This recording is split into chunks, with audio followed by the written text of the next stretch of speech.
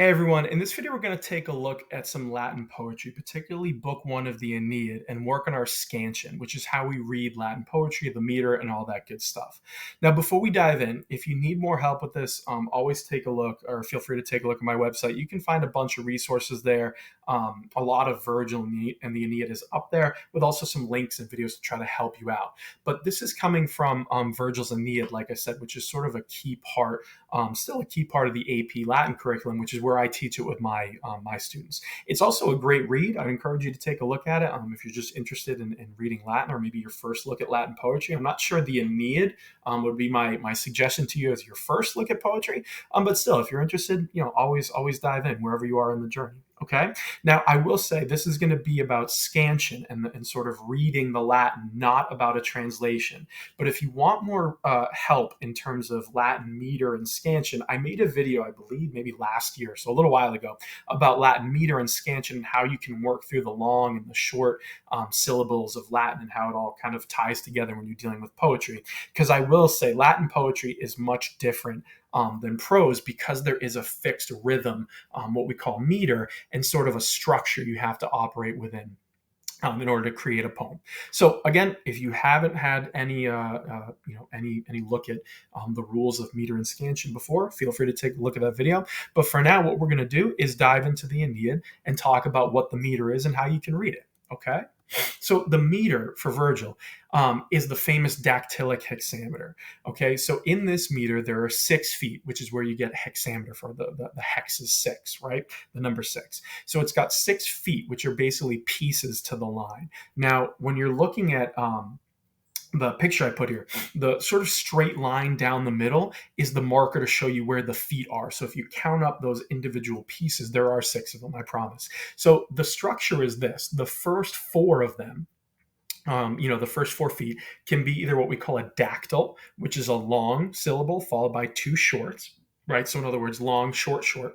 When you're marking it up, sort of in the standard way of marking it, that the sort of horizontal line, it almost looks like a macron, is the long sound, and what look like U's are the short sounds. So a dactyl, which comes from the idea of your finger, the bones of your finger, is long, short, short. That's the typical rhythm. Okay, so the first 4 are either that long, short, short dactyl, or what's called a spondy, which is 2 long syllables right after each other, long, long. Okay, so that's why here in the first 4 you have long, short, short, and on top of the 2 shorts, there's also another long syllable marking to show you it could be a spondy. I'm saying it could be any of those. Okay, but when you get to the final 2 feet of dactylic hexameter, there is a set pattern and a set rhythm. It's going to be a dactyl, so long, short, short, followed by a spondy.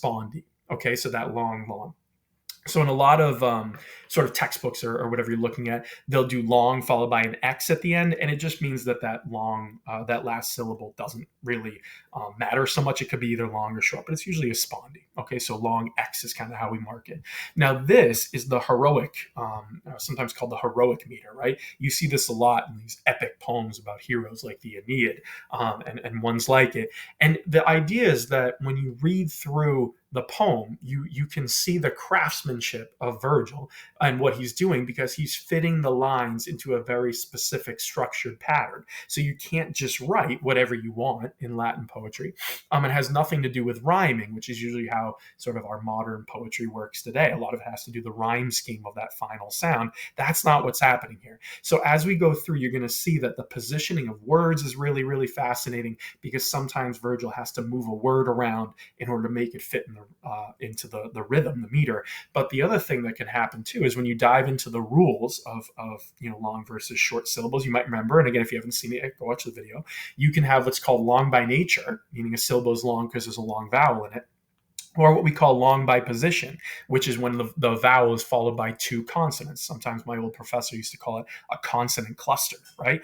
So where you put the words is the craftsmanship of the poem, because it has to fit in the meter, and you can kind of manipulate things as you go. And that's really what Latin poetry is all about. So it's a long way of describing this, but I do think it's really, really cool. And Latin poetry is not even my favorite thing to read. I'll be honest with you. I tell my students that it's not my favorite, but I do respect how interesting and carefully you have to make a poem like this. It really is the work of a master, which is why Virgil's Aeneid is so famous. Okay, so let's dive in. We're going to do the first 11 lines, right? just sort of the first chunk of book one. And you have these lines here. Okay, so these 11 are the first ones, and we're going to unpack individually. How does this work, right? What is the meter? How do we scan this? That's what scansion really is. How do we scan these lines? So it goes like this. The first line we have, if you're reading it prosaically, you have arma virumque cano, Troiae qui primus aboris. Okay, but now we have to get the actual rhythm and understand how you would read this. So the first foot is a dactyl. So the A in arma is long because it's followed by two consonants. Then you have a short. So you have armawir, right? So you kind of shorten the last two and hold the first one. So armawir. Then umque, right? And umque, that's long because the U is followed by an M and a Q, right? So that lengthens its long by position. So you have umqueka. The que and the ka are both short because there's nothing to lengthen them. They don't have macrons over them. There's not two consonants after it. They're not part of a diphthong, anything like that. It has to be short. The no is long. The oi in Troy is long, right? You have the diphthong there. And the I in Troiae, AE, is long. Now, the qui that comes after the AE is long by nature because there's a long mark over the I, qui. The pri in primus is long because it is a long I. Then you have us, ab, both short. There's nothing to lengthen them. Then you have that final spondi oris. So when you put it together, right, and read it sort of in that metrical pronunciation, right, following the rhythm, you have arma virumque cano Troiae qui primus aboris. Okay, and that's sort of the bumba, the rhythm of it. Okay, which is interesting, right? That's what makes the poem go. In the second one here, you have Italy, right? So the I in Italiam is long because it has a long mark over it. The Ali, A, E, are both short. The Am in Italiam is long by position because it's followed by an M and an F. That lengthens it. The A in Fato is long. The To in Fato is long. Then you have Pro, Fu, both short. There's nothing to lengthen them. The goose is long by position because there's an S and an L after it, right? The L is what we call liquid. In this case, it's making it long. The A in winaque rather, is long because it is a long mark. The I in we, right, is long. And then you have que, both short. There's nothing to lengthen them. Then you have the final spondi, wade. Okay, so again, put it together. You have Italiam fato profugus la winaque wade. Okay, it's long, short, long, short, right? That's the rhythm of this poem. Then we get to the third line. You have li, long, tora, short. So li tora is your dactyl. Then we have a spondi, and this has to do with a very important part of Roman poetry, elision, right? Which is also always brutal for my students because it never quite makes sense for them. But the general rule is if you have a vowel followed by another vowel, you elide it, meaning you get rid of the first vowel sound. It's sort of like a contraction in English. But the rules also apply to am, em. So in this case, you have a um followed by another vowel, so multum ille. That will get elided. So molt is long because of the LT, the UM disappears, and the next sound is ill, which is long, the I, because it's followed by an LL. So again, here we see the really great craftsmanship by Virgil to make that sound work. So this goes litora multil, right? Not multimil, but multil, both long. Then you have ille, which is another elision because you have the E in le followed by et. The first E is elided. The second E is long by position because there's two T's after it. So it works to start the next foot. So you have et long, ter long because of the two R's. Is is long by nature. There's a long mark over the I. The yak is long, right? The I is really a J, right? That's a consonantal I, so it doesn't count as a syllable here. It's really J-A-C is the idea. But A is followed by C and T, long by position. Then you have a tuset. So it's a dactyl. Remember, the last 2 feet have to be dactyl spondy. So you have ta tuset. There's nothing to lengthen the US or the ET, but that ta, the first part of the dactyl, is long by nature. And then you have alto. Now, alto is a great word to end on because it's 2 syllables, and the A in alto is long by position because it's followed by an L and a T. So you put it together, you have litera multiletteris jactatus et alto. Okay? You're kind of holding that long sound. In the next line, you have we, long, super. We super is a dactyl. The is long by position. Psi is long by nature. So you have psi. Y is long by nature. It's a diphthong. Memor has nothing to lengthen it. So those are two shorts. It's a dactyl. The rem is long by position because it's an M followed by a J, right? That's really the name Juno. It's a consonantal I. So rem U is long by nature. No nisab is a dactyl. O is long, isab is both short. Then you have iram. So it goes we superum sai we memorem you no nisab iram, right? That's how this goes, okay? The next line, you have multaquo, right? You have a dactyl. The U in multa is long by position. There's an LT after it. Taquo is short, short, nothing to lengthen them. The que, et, gets elided. There's an E followed by an E, so it becomes quet. And that E sound in quet is long by position because there's a T and a B after it. So it's quet bel. Then you have lo pas. O is long by nature. Pas is long by position. There's two S's after it. Us is long by position. By putting doom after passos, you lengthen that sound on the last us sound. Doom is also long by position because it's followed by conderet, so you have an M and a C. So passus doom conderet is a really clever way of writing this by Virgil because it lengthens all the syllables due to the positioning, okay? Then you have conderet, which is a built-in dactyl, so it makes perfect sense to put that in the second to last foot. And then you have urbem. The urbem, the UR, is long by position because it's followed by a B. Okay, so you put this together, you have multaquo quet bello passus dum conderet urbem.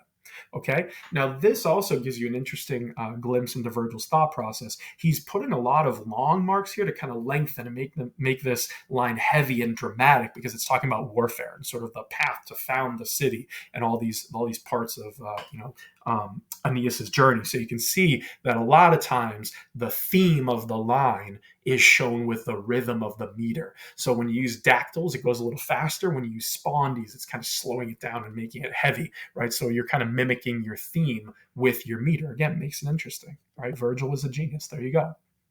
Then you have in, fer, both longs. In is long by position. Fer is long by position because they're both vowels are followed by two consonants. Then you have ret, long by position. Quede, right? Short, short. So there's a dactyl. You have in, fer, ret, quede, right? You kind of shorten it. Os is long by nature. Lati is the other half of a dactyl. There's nothing to lengthen the A or the I. O is long by nature. Genos is two short shorts, right? It's just a dactyl. There's nothing to lengthen them. Then you have un is long by position because the U is followed by two consonants, ND. Undela, right? You have the dactyl. It has to be. The second to last foot is always a dactyl. Then you have undelatinum. The I in Latinum is long by nature, so it works. So you have inferet quedeos latio o genos undelatino. Okay, so here again, you have a lot of dactyls in this line. So it's got that rhythm of bum bada bum bada bum bada bum bada, right? You can feel the sort of song quality to it as you go. Then you have the next line. You have alba. You have a spondee there, two longs. A is long by position. There's an L and a B after it. And the A is long by nature. Ni is long by nature. Quepa is a dactyl. Now, this one throws my students off because they're like, wait a minute, Mr. C. Patres, right? The TR should lengthen the pa. Yes, except the R is a liquid, and this is where it gets confusing. When you have a consonant followed by an L or an R, the L or the R makes it so it could be either long or short, depending on what you need for the rhythm. And here, you need a short. It can't possibly be long. It will not fit the meter. There is no rhythm in that word, ni que pa. It couldn't go long, short, long. That doesn't work. It's either long, short, short, or long, long. And if you follow the rhythm, the meter, you can usually catch this. I always tell my students, if it feels wrong, if you do this and you end up with something that doesn't make sense, it means there was either elision or some lengthening that you have to try to think your way through. But it'll never steer you wrong. If you mark out the longs and shorts, you'll always catch when you're making a mistake. Okay? So the pa in patres is actually short. Then you have res at. Res is long by nature rather. At is long by position, followed by a T and a Q. Then you have qualti. The E in atque is elided because it's followed by an A. The A is long by position, so it works for starting that foot. You have qualti, right? The AE at the end of alti is a diphthong, it's long. Then you have moi, right, which is a diphthong long. Moinia, right, short, short, it's a dactyl. It has to be. That's second to last or fifth foot is always a dactyl. Moinia is a built-in dactyl, so it's a great word to put there. Romai, the O in Romai is long. So you put it together, again, you have alba, nique, patresat, qualt, at qualtai moenia Romae, right? So you can just follow the pattern and you'll get there. Then you have this line, okay? You have musami, right? It's a dactyl, mu-sa-mi. There's nothing to lengthen the a or the mi. He is long by nature. Cow is a diphthong, long by nature. Sas is long by nature. Memor has nothing to lengthen it, so it's a dactyl, sas memor. Then you have ra, quo, both long by nature. Numine is a dactyl. It has to be a dactyl because it's the fifth foot. Numine is another great built-in dactyl, right? Long, short, short. Lyso. The AE in lyso is a diphthong, long by nature. So you have musami, he, kausas, memora, quo, numine, lyso, right? The last 2 feet are always bum, bada, bum, bum, right? It gives a natural ending to the line. Then you have quid, right? The quid is long by position, the I sound, because you have a D and a V after it. Wedo has nothing to lengthen either one of those vowels, so it's a dactyl, quid wedo. Lanes is long by nature, re is long by nature, gi is long by nature. Ade has nothing to lengthen it, so it's a dactyl, ginade. Okay. Then you have tot. Both of those are lengthened by position, long by position, because the vowels are followed by 2 consonants. Right, or U, that has an M and a T. The O in tot has a T followed by a V. So you have tot. Wolvere is another built-in dactyl, great word for that 5th foot. Casus, right? The ka is long. So you have quidwido, lanes re, ginade, right? Ginade is always one that kind of throws my students off, but it's ginade. Tot, wolvere casus. Okay, so just follow the rhythm there. Here, we're getting to the second to last line of our chunk, so line 10. You have in, long by position. There's an S and an N and an S. I is long by position. You have a G and an N. So you have in, sig. Nem is long by position because you have the E followed by an M and a P. Pie is nothing, has nothing to lengthen it. So nem pie is your dactyl. So in, sig, nem pie. Ta is long by nature. Tewe rather, has nothing to lengthen it, so you have a short and a short dactyl, ta tewe. Rum is long by position because there's an M and a T after it. Tot is just a short, and ad is short. So you have rum totad, right? There's nothing to lengthen it. Ire, right? Irela is another dactyl. It has to be. So E is long, rela is short, short. So again, by putting adire where he did, it splits the word in half and makes the second half the beginning of the dactyl to end your line. Then you have bores. So you put it together, you have insig, nem pietate, verum totad ire labores, right? There's a lot of dactyls in this line. And then you get line 11, which is where we're going to stop, okay? You have im, long by position, M and a P. Ule is 2 shorts, right? So there's a dactyl to start, impule. Rit is long by position because it's followed by a T and a T. The A in tantai is long by position because it's followed by an N and a T. So you start with impule rit tan, right? You're kind of holding that. Then you have tai, which is long by nature. AE is a diphthong. Here we need elision. You have tai ne because he's asking a question. So the NE is the enclitic asking a question. The ne elides into the anime. So we get rid of the E. You have tai nane. So the first 2 parts of ane set up the end of the dactyl, right? So again, the positioning is very clever here because it gives you those 2 shorts that Virgil needed for his dactyl. And the me, synonymies, is going to be long. Chi is long by nature as well. It's a diphthong. Lest in lestibus is long because it's followed by an S and a T. Ibus is short. So ibis is always a sort of common ending you see because it can make dactyls. So the last 2 feet, again, dactyl spondy, you have lestibus iri, right? The I on iri is long. So when you put it together, the question being asked, sort of at the end here, you have impule rit tantai nane mis kai lestibus iri. Okay, so just follow that little bit of elision in the middle and you'll get where you need to be, okay? So let's pause for a second. Hopefully the description made sense. Again, my pronunciation is never anything fantastic, but hopefully it gave you a little bit of a sense of how you can read it and what the long and shorts do. And again, the key to this is understanding Latin meter and the rules of it, rules of scansion. It's tricky. It takes a long time. I fully get it. My students struggle with this all the time. But once you kind of get the rules and practice it, you will be okay. It becomes easier to do. So when you put that whole chunk together, together, this is how you could mark it if you were putting longs and shorts. I don't know why I picked blue and orange. I just did. But blue is long and the shorts are the orange. So you can kind of see there is a flow to this, a rhythm. Okay? So the first 11 lines, you have arma verumque cano troiaeque primus aboris. Italiam fato profugus la vina venet. Litora multi letteris jactatus et alto. Vi superum saevae memorem iunonis ab iram. Multa quoquet bello passustum condoret urbem. Inferet deos latio genus unde latina. Alba nique patresat qualtae moenia Romae. Musa mihi causas memora conumine laiso. Quidve dolens regina deum tot volvere casus. Insignem pietate verum tot adire labores. Impuleritan tae animis cae lestibus ira. Okay, so that's how you'd kind of work your way through the rhythm. Again, my pronunciation is nothing great. I'm sure people will call me out in the comments. Totally fine. But it's something that'll help you understand what the rhythm is. So now you can take this and go read it, right? Which if you're a student, maybe you're working your way through the AP class, hopefully this helps you. But if not, even if you're just reading the Aeneid for fun, it's always good to get the idea of the rhythm because this is a poem. It was meant to be sung, spoken aloud. You're not necessarily supposed to read these poems. They are fun to read, obviously.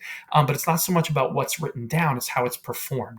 And that's really what you're trying to get here. So hopefully this video helped. I know it's a longer video, so we can only do kind of short chunks at a time, but I'll keep helping you and working through the rest of the Aeneid, at least following the AP as best as I can to give you a little bit of help if this is what you're working on.